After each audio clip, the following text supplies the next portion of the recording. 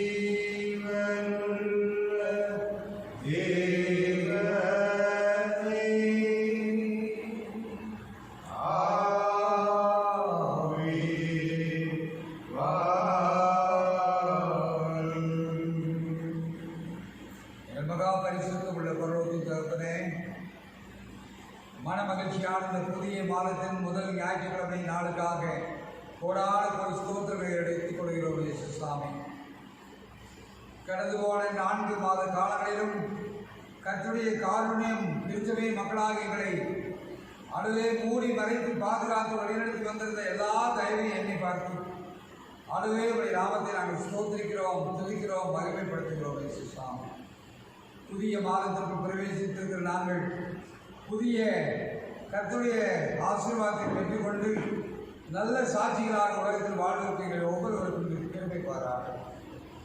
இந்த காணொலி காட்சிகளின் வழியாக நம்முடைய ஆலய ஆராதனையிலே பங்கு பெற்றுக் கொண்டிருக்கிற அத்தனை திருச்சபை மக்களையும் ஆசீர்வதியும் இயேசு சாமியின் பரிசுத்த நாமத்தினாலே கேட்டு கொண்டாடுகிறோம் பிதாவே, ஆமென்.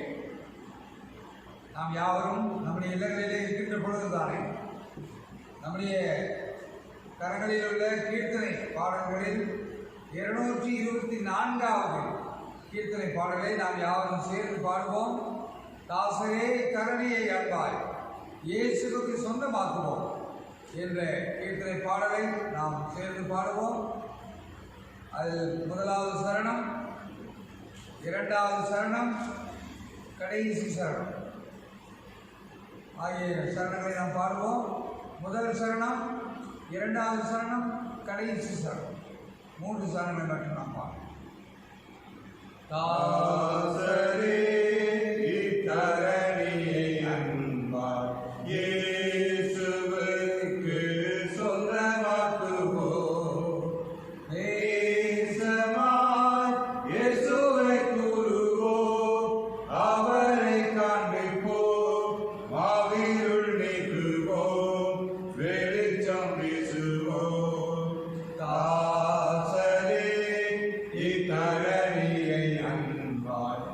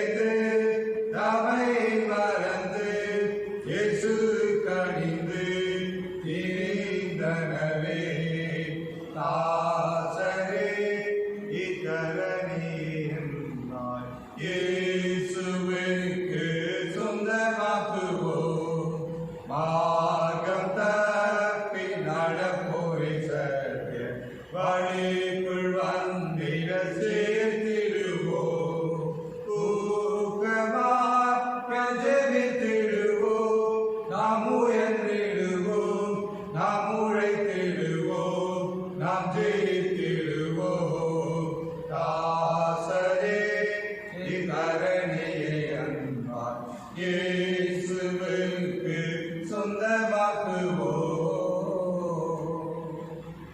கண்களை மூடி ஆண்டவரை நோக்கி நாம் ஜெபம் செய்வோம். கர்த்தருடைய தெய்வீக பிரசனத்தை உணர்ந்து கொண்டவர்களாக இந்த புதிய மாதத்தின் முதல் ஓய்வு நாளின் காலை பொழுதிலே ஆண்டவருக்கு பிரியமல்லாத பாவ செயல்களை நாம் எப்பொழுதாவது செய்தது உண்டானால் அவைகள் நிமித்தமாக நாம் மனம் வருந்தி ஆண்டவரை நோக்கி நாம் மன்றாடுவோம். செய்யத்தக்கவர்களை செய்யாமல் செய்யத்தகாதவர்களை செய்த அனுபவங்கள் உண்டானா ஆண்டவருடைய சமூகத்தில் அப்படி உள்ளத்தை ஆண்டவருக்கு நேராக திருப்பி நம்முடைய பாவ குற்றங்களை ஆண்டவருடைய சமூகத்தில் அறிக்கை செய்வோம். பரிசுத்த பிதாவே, அறிந்தும் அறியாமலும் தெரிந்தும் தெரியாமலும் உமக்கு விரோதமான பாவங்களை நாங்கள் செய்திருக்கிறோம் இயேசுசாமி. முழு மனதோடு நாங்கள் உண்மை நேசிக்கவே இல்லையப்பா.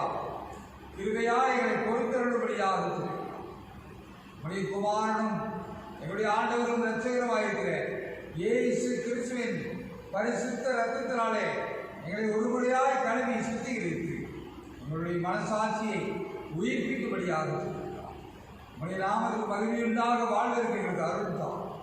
இயேசு சாமியின் பரிசுத்த நாமத்தினாலே கெஞ்சி கொண்டாடுகிறோம் பிதாவே. ஆமென். சர்வ வல்லமையும் மிகுந்திருக்கும் ஆண்டவர் மன்னிப்பையும் பாவ நிகழ்த்தி நமக்கு கட்டளையிட்டவர்கள் வாழ்க்கையை சீர்படுத்துவதற்கான காலத்தையும் தமது பரிசுத்தாவின் கிருபையையும் தேர்தலையும் தந்தருவாராக. ஆமென். ஆண்டவரை துதியுங்கள், ஆண்டவர் நாமும் துதிக்கப்படுவதாக. சபையார் தயவு செய்து ஆகாக அவருடைய இல்லங்களிலே அமர்வுபடியாக அழைக்கிறேன். இப்பொழுது பரிசுத்த வேதாந்தத்திலிருந்து ஒரு பகுதியை திருமறை பகுதியாக நாம் வாசிக்கிறேன். இன்றைய நாளுக்கு படிக்கும்படியாக கொடுக்கப்பட்ட நற்செய்தி பகுதி பரிசுத்த மார்க்கு எழுதிய நற்செய்தி 6ஆம் அதிகாரம் வசனங்கள் 31 தொடங்கி 33 முடிய. பரிசுத்த மார்க்கு எழுதிய நற்செய்தி 6ஆம் அதிகாரம் வசனங்கள் 31 தொடங்கி 33 முடிய. அவர் அவர்களை நோக்கி, வனாந்தரமான ஓரிடத்தில் தனித்து சற்றே இளைப்பாறும்படி போவோம் வாருங்கள் என்றார். ஏனெனில் வருகிறவர்களும் போகிறவர்களும் அநேகராயிருந்தபடியினார் போஜனம் பண்ணுகிறதுக்கும் அவர்களுக்கு சமயம் இல்லாதிருந்தது. அப்படியே அவர்கள் தனிமையாய் ஒரு படவில் ஏறி வனாந்தரமான ஒரு இடத்திற்கு போனார்கள். அவர்கள் புறப்பட்டு போகிறதை ஜனங்கள் கண்டார்கள். அவரை அறிந்த அநேகர் சகல பட்டணங்களிலிருந்தும் கால்நடையாய் அவ்விடத்திற்கு ஓடி அவர்களுக்கு முன்னே அங்கே சேர்ந்து அவரிடத்தில் கூடி வந்தார்கள் என்பது படிக்கும்படியாக கொடுக்கப்பட்ட நற்செய்தி பகுதியை படித்தார்கள். கண்களை மூடி ஆண்டவரை கடவுளுடைய வார்த்தைக்காக நம்முடைய உள்ளத்தை ஆயத்தப்படும். உளையான சேற்றினின்றே தூக்கி எடுத்தவரே, உளையான சேற்றினின்றே தூக்கி எடுத்தவரே, ஆத்மதாகம் தீ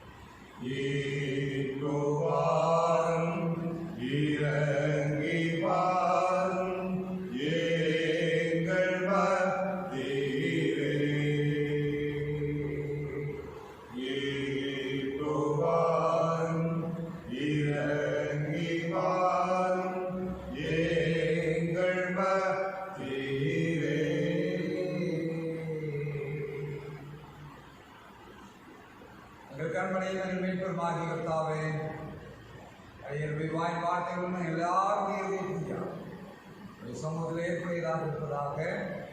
ஆமென். சபையார் தயவு செய்து அமர்படியாக அழைக்கின்றேன். அன்பானவர்களே, ஆண்டவருடைய சமூகத்தில் அமர்ந்திருப்பது என்பது எவ்வளவு பெரிய ஸ்லாக்கியம், பாக்கியம் என்பதை இந்த நாட்களிலே நீங்கள் கற்றுக்கொண்டிருப்பீர்கள் என்று சொல்லி ஆண்டவருக்குள் நம்புகிறேன். கர்த்தருடைய சமூகம் நமக்கு எப்பொழுதுமே பேரின்பத்தை தரக்கூடியதாக இருக்கிறது. இந்த உலகம் முழுவதிலும் சிற்றின்பங்களை நாம் பார்க்கிறோம். ஆனால் பேரின்பத்தை இந்த உலகம் நமக்கு கொடுக்க முடியாது. இந்த பேரின்பத்தை அனுபவிக்கின்ற ஒரு ஸ்லாக்கியம் உண்டானால் அது ஆண்டவருடைய சமூகத்திலே அமர்ந்திருக்கின்ற அனுபவங்கள் வழியாக மட்டுமே நாம் பெற்றுக்கொள்ள முடியும். சங்கீதக்காரன் சொல்லுகிற அந்த வார்த்தையை நாம் எல்லாரும் நன்றாக இருந்திருக்கிறோம். நீங்கள் அமர்ந்திருந்து நானே கடவுள் என்று அறிந்து கொள்ளுங்கள். அப்படி என்றால் ஆண்டவருடைய சமூகத்திலே அமர்ந்திருக்கிற அந்த உன்னதமான பாக்கியத்தை இந்த நாட்களிலே ஆண்டவர் நமக்கு அருளி செய்திருக்கிறார். ஏனென்றால் மற்ற காலங்களிலே நாம் ஆண்டவருடைய சமூகத்திலே அமர்ந்திருப்பது என்பது நமக்கு சில சமயங்களிலே முடியாத செயலாக இருந்தது. ஆண்டவருடைய திருமக்கள் என்று சொல்லக்கூடிய நம்முடைய மக்களே சில சமயங்களிலே ஞாயிற்றுக்கிழமை நாளிலே தானே பல்வேறு அலுவல்களை ஏற்படுத்தி கொண்டு இருப்பதையும் அது நிமித்தமாக தேவாலயத்துக்கு வராமல் இருந்து கொண்டிருப்பதையும் நாம் பார்த்திருக்கிறோம், அறிந்திருக்கிறோம். ஆனால் இப்பொழுது உலகத்திலே எந்த பணியுமே நமக்கு கொடுக்கப்படவில்லை. அரசாங்கத்தினாலோ தனியார் மூலமாகவோ எந்த வேலையும் நமக்கு இல்லை. இப்படியாக ஆண்டவர் நமக்கு எதை உணர்த்தி விரும்புகிறார்? ஆண்டவருடைய சமூகத்திலே அமர்ந்திருப்பது மாத்திரமே அது ஒன்றே ஒன்றுதான். மனுக்குலத்தின் மக்களுக்கு உலகத்திலே ஆண்டவர் அருளி செய்திருக்கிற வேலை அதுதான் தேவையானது என்று சொல்லி ஆண்டவர் இந்த நாட்டிலே நமக்கு உணர்த்த விரும்புகிறார். மார்த்தாள், மரியாள் என்ற சகோதரிகள் பெத்தானியா கிராமத்தில் இருந்த பொழுது மார்த்தாள் அநேக காரியங்களை குறித்து கவலைப்பட்டு கலங்கி கொண்டிருந்தார். மரியாளோ ஆண்டவராக இயேசுவின் பாதத்திலே அமர்ந்து கொண்டிருந்தார். அப்பொழுது மார்த்தாள் கேட்கின்றார், ஆண்டவரே, என்னுடைய சகோதரி என்னை விட்டு உம்மிடத்திலே அமர்ந்து கொண்டிருக்கிறாரே, அதை பற்றி உங்களுக்கு கவலை இல்லையா என்று கேட்ட பொழுது அப்பொழுது ஆண்டவர் சொல்கிறார், மார்த்தாளே மார்த்தாளே, நீ அநேக காரியங்களை குறித்து கவலைப்பட்டு கலங்கிக் கொண்டிருக்கின்றாய். தேவையானது ஒன்றே. இந்த கரோனா போன்ற இந்த தொற்று நோய் பரவி இருக்கிற இந்த காலகட்டங்களிலே நம்ம எல்லாருக்கும் தேவையானது ஒன்றே. அது என்ன? மரியாள் தன்னை விட்டு ஈடுபடாத நல்ல பங்கை தெரிந்து கொண்டிருக்கிறாரே, அந்த அனுபவத்தை தான் இந்த நாட்களிலே ஆண்டவர் நமக்கு கற்றுக் கொடுக்க விரும்புகிறார். இந்த உலகத்திலே வாழ்ந்த பொழுது தம்முடைய சீசர்களோடு நேரத்தை கடுமையாக செலவிட வேண்டும் என்றெல்லாம் ஒருவேளை யோசித்திருப்பாரோ என்னவோ. இப்பொழுது வாசிக்க கேட்ட பகுதியிலே மார்க் 6ஆம் அதிகாரம் 31ஆம் வசனத்தில் ஆண்டவராக இயேசு சீசர்களை நோக்கி வனாந்தரமான ஒரு இடத்திற்கு தனித்து சற்றே இளைப்பாறும்படி போவோம் வாருங்கள் என்றார். வனாந்தரமான இடத்துக்கு போவோம். ஏன்னா அடுத்த வார்த்தை சொல்கிறது, வருவோரும் போவோரும் ஏராளமாக இருக்கிறபடினால ஒருவேளை சாப்பிடுவதற்கு கூட சமயம் இல்லாமல் இருந்தபடினாலே ஒருவேளை ஆண்டவர் அப்படி சொன்னாரோ என்று நாம் நினைக்கிற அந்த நிலைகளிலே தான் அந்த வசனம் எழுதப்பட்டிருக்கிறது. ஆண்டவர் சொன்னபடியே படகிலே ஏறி புறப்பட்டு வனாந்தரமான இடத்துக்கு போனார்கள். ஆனால் அங்கே சென்ற பொழுதோ ஏராளமான மக்கள், சுமார் 10,000 பேர். 10,000 என்று குறிப்பிடப்படவில்லை. ஆனால் அந்த நிகழ்ச்சியிலே தொடர்ந்து நடைபெறுகிற சம்பவம் நம்ம எல்லாரும் அறிந்திருக்கிறபடி 5 தோசை 2 மீன் சுமார் 10,000 பேருக்கு வேளாண் மக்களுக்கு கொடுக்கப்பட்டதை நாம் அறிந்திருக்கிறோம் அல்லவா?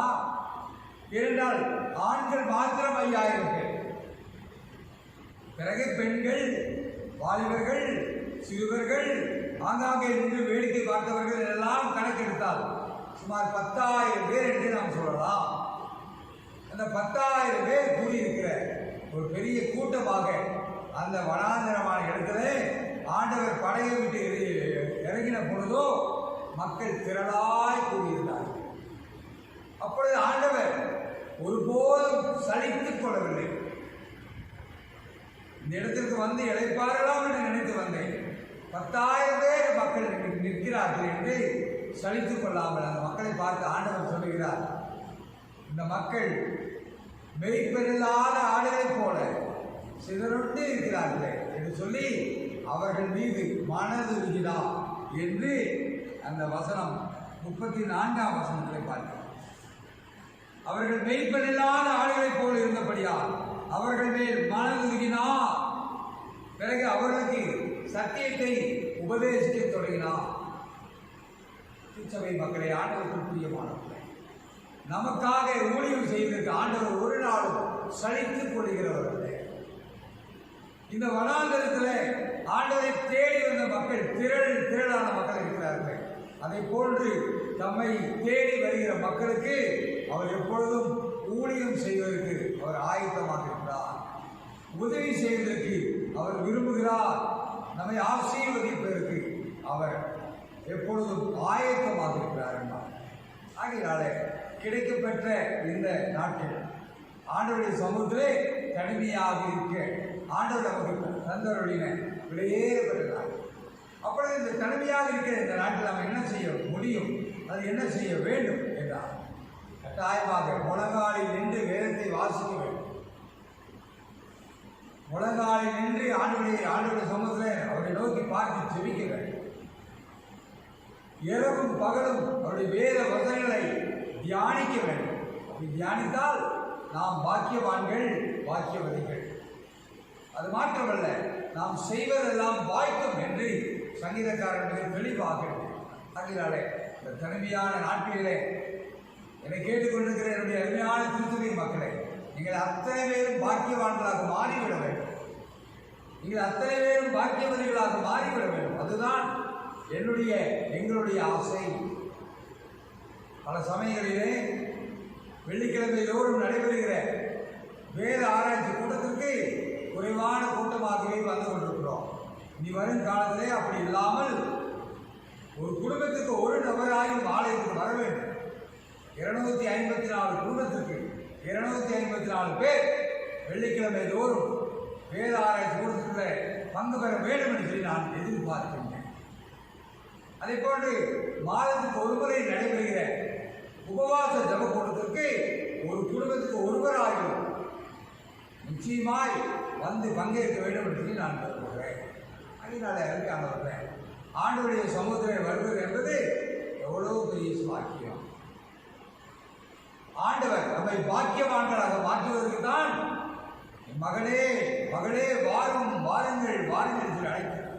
வருத்தப்பட்டு பாரம் சுமக்கிறவர்களே எல்லாரும் வாருங்கள் என்று அழைக்கிறார். ஓ தாகமாக இருக்கிறவர்களே, நீங்கள் வந்து இலவசமாக பணமும் இன்றி விலையும் இன்றி ஆண்டவருடைய ஆசீர்வாதத்தை பெற்றுக்கொள்ளுங்கள் என்று அழைக்கிறார்.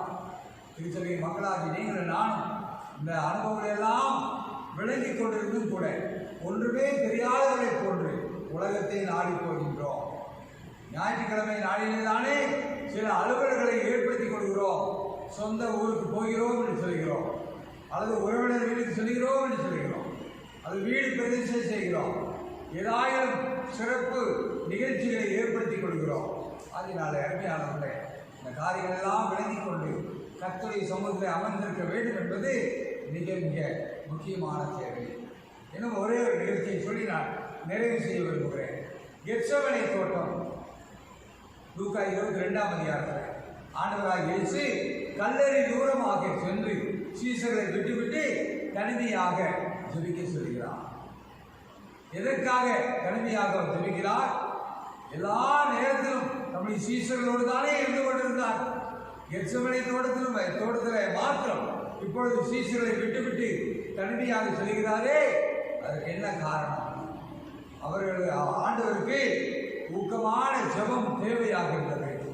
இரண்டால் அந்த இரவு முடிந்து விடியற்காலம் வருகிற பொழுது எதிர்கொண்டு சந்திக்க இருக்கின்ற வாரமான அனுபவங்கள், சிலுவையின் அகோரங்கள், இவைகள் நிமித்தமாக ஆண்டவர் புதிய பலத்தை ஆண்டவர் சமூகத்தில் பெற வேண்டியிருந்தது. ஆகையினாலே புதிய பலம் வேண்டும் என்றால் கர்த்தருடைய சமூகத்தில் கட்டாயமாக நாம் ஜெபத்திலே காத்திருக்க வேண்டும் என்று ஆண்டவர் நமக்கு கெத்செமனே தோட்டத்தின் வழியாக நமக்கு கற்றுக் கொடுக்கிறார். இரவு முழுவதும் பாரத்தோடு ஜெபிக்கிறார். சீசர்களையும் ஜெபிக்க வேண்டும் என்று கேட்டுக்கொள்கிறார். இடையிடையே ஜெபத்தை நிறுத்திவிட்டு ஆண்டவராக இயேசு சீசர்கள் எனக்காக ஜெபிக்கிறார்களா என்று பார்ப்பதற்காக வந்து பார்க்கிறார். அவர்களோ ஜெபத்தினுடைய மேன்மையை தெரியாமல் நித்திரை மயக்கமாயிருக்கிறார். பேதுருவை பார்த்து கேட்கிறார், பேதுருவே, எனக்காக நீ 1 மணி நேரம் விழித்திருந்து ஜெபிக்க கூடாதா என்று சொல்லி கேட்கிறார். அப்படி என்றால் ஜெப வாஞ்சை நமக்குள்ளாக தேவை என்று சொல்லி ஆண்டவரிடத்தில் எதிர்பார்க்கிறார் என்றார். நாம் தனிமையாக இருக்கிற இந்த நாட்கள் அதிகமாக ஜெபிக்க வேண்டிய நாட்கள். ஏனென்றால் நாமும் நம்முடைய குடும்பத்தின் மக்களும் நம்முடைய திருச்சபையும் இன்னும் அதிகமாக கட்டப்பட வேண்டும். நம்முடைய ஆவிக்குரிய வாழ்க்கை வளமாக வேண்டும். கிறிஸ்துவுக்குள்ளாக வாழ்கிற வாழ்க்கை அப்படி வாழ்ந்து கொண்டிருந்தால் பழையவைகள் எல்லாம் ஒழிந்து போய் எல்லாமே புதிதாகப்படுவே. ஆண்டவரோடு ஒரு புதிய அனுபவத்தை பெற்றுக்கொண்டு மகிமையாக வாழ வேண்டும். அதுதான் ஆண்டவர் நம்மளுக்கு எதிர்பார்ப்பு. இந்த எதிர்பார்ப்புக்கு ஏற்ற ஆண்டவருடைய திருமக்களாக இந்த நாட்களிலே நீங்களும் நானும் வாழ்வதற்காக நாம் அழைக்கப்பட்டிருக்கிறோம். நம்முடைய தேவாலயம் அது ஒரு கட்டிடம் தான். ஆனால் அதற்கு மேலாக பரிசுத்த வேதாகம் நம்ம கற்றுத்தருகிற தேவாலயம் என்பது நம்முடைய சரீரமே ஆண்டவருடைய ஆலயம். ஆகினாலே நம்முடைய வாழ்க்கை ஆண்டவர் நம்மோடு கூட வந்து தங்குகிற ஆலயமாக இந்த சரீரமும் ஆன்மாவும் காணப்பட வேண்டும் என்று ஆண்டவர் நம்மளுக்கு எதிர்பார்க்கிறார். ஆண்டவர் இயேசு சொல்கிறார், மனுஷன் உலகம் முழுவதையும் ஆதாயப்படுத்தி கொண்டாலும் கூட தன்னுடைய ஆத்மாவை நஷ்டப்படுத்தி விட்டாலே ஆகிய அதனால் என்ன லாபம்? சமயத்திலே நான் பார்த்த ஒரு காட்சி, இத்தாலி நாட்டிலே அந்த நாட்டு மக்கள் தங்களுக்குள் சம்பாதித்து வைத்திருந்த ஏராளமான பணங்களை, ரூபாய்களை எடுத்து வீதியிலே சாலைகளிலே வீசி எறிந்தார்கள். அவ்வளவு பணங்கள் சாலையெல்லாம் கிடந்தது. அதை போய் எடுப்பார் ஒருவர்கள். திருச்சபையின் மக்களை, ஆண்டவருக்கு பிரியமானவர்களே, இந்த கஷ்ட காலத்தில் தான் அந்த நாட்டு மக்கள் உணர்ந்திருக்கிறார்கள். பணம் அல்ல, ஆண்டவர் முக்கியமானவர் என்பதை ஒருவேளை அவர்கள் விளங்கி இருப்பார்கள்.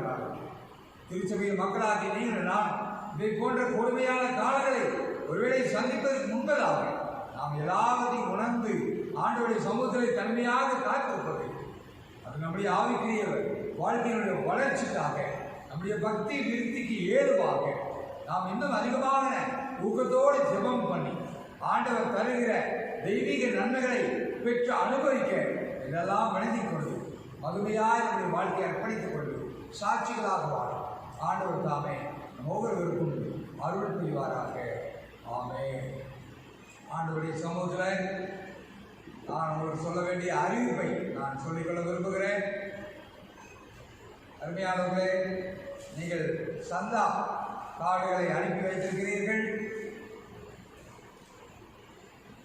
இந்த கஷ்டமான நேரத்தில் கூட ஆண்டவருடைய திருப்பெயரை கனப்படுத்த வேண்டும் என்று சொல்லி திருச்சபையை மக்கள் நீங்கள் எதிர்பார்த்து விரும்பி இருக்கிறீர்கள். பரிசுத்த வேதாந்தத்தில் மக்களோடியா இந்த நாட்டு மக்கள் அவர்களே கடுமையான பஞ்சத்தில் இருந்தாலும் கூட, கொடிய தரித்திரமுடையவர்களாக அவர்கள் வாழ்ந்து கொண்டிருந்தாலும் கூட, கொடுக்கப்பட்ட அழைப்பை ஏற்றுக்கொண்டு உற்சாகமாய் ஆண்டவருக்கு என்று கொடுத்தார்கள் என்று சொல்லி அவருடைய பெயர்கள் பரிசுத்த வேதாந்தத்தில் இடம்பெற்றிருக்கிறதை நாம் அறிந்திருக்கிறோம். திருச்சபை மக்களாகிய உங்களையும் ஆண்டவர் தம்முடைய ஞாபக குறிப்பு புத்தகத்தை கட்டாயமாக வரைந்து வைப்பார். கர்த்தருக்கு கொடுத்து குறைந்து போனவர்கள் உலகத்திலே ஒருவரும் இல்லை. ஆண்டவர் சொல்லியிருக்கிறார், அமுக்கி குலுக்கி நன்றாய் சரிந்து உடைய மடியிலே அழுந்து கொடுப்பதாக சொல்லியிருக்கிறார். அந்தபடியே திருச்சபை மக்கள் அத்தனை பேரையும் ஆண்டவர் நிரப்புவார். கவலைப்பட வேண்டாம். நாம் இந்த சந்தா கார்டுகளை நாம் ஜெபிக்கப் போகிறோம். தொடர்ந்து இந்த மாதத்திலையும் சந்தா கார்டுகள் கொடுக்க விரும்புகிறவர்கள் அல்லது லெந்து கால உண்டியல்கள் கொடுக்க விரும்புகிறவர்கள் அல்லது மற்ற காணிக்கைகளை கொடுக்க விரும்புகிறவர்கள் இருந்தால் ஆலய பணியாளர் உங்களுடைய இல்லங்களை தேடி வருகிற பொழுது கொடுத்து அனுப்பும்படியாக அன்போடு கூட சபையின் சார்பாக கேட்டுக்கொள்கிறோம்.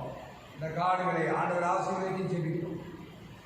பரிசுத்த பிதாவே, திருச்சபை மக்கள் பல வகையான பாடுகளிலே கஷ்டங்களின் மத்தியிலே ஆண்டவருடைய நாமத்தை கனப்படுத்த வேண்டும் என்று சொல்லி உங்களுடைய வார்த்தையின்படி ஆண்டவரே சந்தா கார்டுகளை கொடுத்து கொண்டிருக்கிறார். உண்டியல் காணிக்கையை கொடுத்து அனுப்பியிருக்கிறார்கள். திருச்சபை மக்கள் ஒவ்வொருவரையும் விசேஷ விதமாக ஆசீர்வதிங்க. உண்மை கனப்படுத்த விரும்பினார்கள். ஆகையினாலே ஆண்டவர் திருச்சபை மக்கள் ஒவ்வொருவரையும் கனப்படுத்தி நேசித்து ஆசீர்வதிக்கும்படியாக இருக்கிறார். இந்த காணிக்கையிலே ஆண்டவர் அங்கீகரித்து ஏற்றுக்கொள்ளும். இயேசு மூலம் கெஞ்சிமன்றாடுகிறோம் பிதாவே. ஆமென், ஆமென். தொடர்ந்து நாம் ஜெபம் செய்வோம். ஜெபித்து ஆசீர்வாதத்தோடு நாம் நிறைவு செய்வோம். எங்கள் மகா பரிசுத்த உள்ள பரலோகத்தின் தகப்பனே, மன மகிழ்ச்சியான இந்த புதிய மாதத்தின் முதல் ஓய்வு நாளில் காலை பொழுதுக்காக கோடான ஒரு ஸ்தோத்திரம் இருக்கிறோம். அதுவே ஓடு கூட இந்த நாட்களிலே தனிமையாக வாழ்வது எவ்வளவு மேன்மையானது என்பதை கற்றுக்கொள்ளும்படியாக நீ கொடுத்திருந்த இந்த நாளுக்காக உங்களுக்கு நன்றி சாமி. ஆமாண்டவரே, சீசரோடு கூட நீ தனிமையாக வனாந்தரமான இடத்துக்கு போகலாம் என்று சொல்லி நீ அழைத்தபடி சென்றிருந்தீர். ஆனால் ஏராளமான மக்கள் உடைய சமூகத்தை தேடி வந்திருந்தார்கள். ஆண்டவரே, நீ சலித்துக் கொள்ளாமல் அவர்கள் மீது மனது உருகி ஆண்டவரே சத்திய வார்த்தைகளை அவரோடு கூட பகிர்ந்து கொண்டீர் அல்லவா? அவர்களுக்கு தேவையான ஆண்டவரே உணவை அவர்களுக்கு பகிர்ந்து அளித்தீர் அல்லவா? அவர்களுக்கு தேவையான நன்மைகளை, சுகத்தை, ஜீவனை ஆண்டவரை கண்டறியும்படியாக செய்தீர் அல்லவா? ஆண்டவரே, இந்த காணொலி வழியாக கவனித்துக் கொண்டிருக்கிற திருச்சபை மக்கள், அன்னூர் கிருஷ்ணர் ஆலய திருச்சபை மக்கள் அத்தனை பேரும் ஆண்டவரை நீர் ஆசீர்வதிக்கத்தக்கதாக எங்களுடைய திருச்சபை மக்கள் மீதும் நீர் மனது உருகும்படியாக யார் யார் என்னென்ன எதிர்பார்ப்போடு வந்திருக்கிறார்கள், யார் யார் உடைய சமூகத்திலே தங்களுடைய தேவைகளை நிறைவு செய்து கொள்ள வேண்டும் என்று சொல்லி தாகத்தோடு வந்திருக்கிறார்கள். திருச்சபை மக்களாகிய ஒவ்வொருவரும் ஆண்டவர் சந்தித்து அவரவருடைய தேவை கேட்ட ஆசீர்வாதத்தை ஆண்டு நாளிலே தானே அருளி செய்து நிரப்பும்படியாக உடைய சமூகத்தில் வந்து ஒருவரும் வெட்கப்பட்டு போனது இல்லை சாமி. திருச்சபை மக்கள் அத்தனை பேரை ஆசீர்வதித்து நிரப்பும்படியாக சொல்லிக்கிறோம். 5 அப்பம் 2 மீன் 5000 பேருக்கு மேலான மக்களுக்கு அளவு போஷிக்கப்பட்டது. பிறகு மீதியாக 12 கூடையாக அந்த நாளிலே தானே எடுக்க வைத்தீரே சுவாமி. எங்களுடைய திருச்சபை மக்கள் உங்களுடைய நாமத்தை கனப்படுத்தும்படியாக காணிக்கையை கொடுத்து அனுப்பியிருக்கிறார்கள் சாமி. எங்களுடைய மக்களையும் தேவையானதற்கு மேலாக கொடுத்து மீதமும் எடுக்கத்தக்கதாக செய்து ஒவ்வொரு குடும்பத்தின் மக்களையும் நிரப்பும்படியாக கர்த்தருக்கு கொடுத்தபடினாலே நாங்கள் குறைந்து விட்டோம் என்று ஒருவரும் சொல்லக்கூடாது. அத்தனை பேரையும் நிரப்பி ஆசீர்வதிக்கும்படியாக இயேசு சாமியின் பரிசுத்த நாமத்தாலே கெஞ்சி மன்றாடுகிறோம் பிதாவே. ஆமென். பரமண்டலத்தின் பிதாவே, நாம பரிசுத்தமாக வருவதாக செய்வதாக அனுலாபத்தை நடந்தால் எங்கள் குருவாக கொடுத்து நாங்கள் மணிக்கிறது போல மணி சோதனை பிரவேசிப்பதாக தீவனை ரசித்துக் கொள்ளும் ராஜ்யமும் மகிமையும் என்றென்றைக்கும் உடையவர்களே. ஆமென். நம்முடைய ஆண்டவராகிய இயேசு கிறிஸ்துவின் கிருபை, பிதாவாகிய கடவுளின் அன்பு, தூயாவின் அன்புடைய ஐக்கியம், சமாதானம் அனைவரோடும் என்றும் சதா நாட்களில் நிலைத்திருப்பதாக. ஆமென். ஆமென். ஆமென்.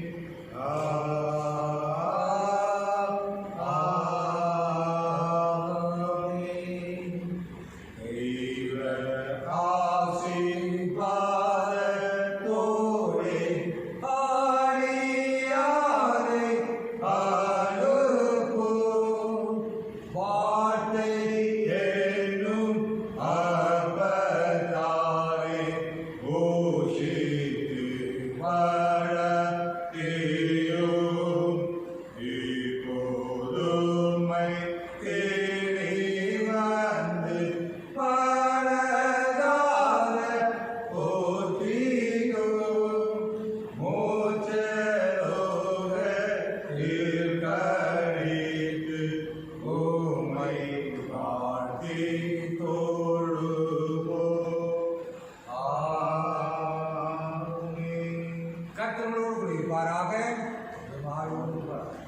சமாதானத்தோடு சென்று வருகிறோம். அனைவருக்கும் தோத்திரம். God bless you. அனைவரும் சுபிட்சமாய் வாழ்வதற்கு ஆண்டவர் தாமே ஒவ்வொருவருக்கும் திருப்பி செய்வாரா. God bless you.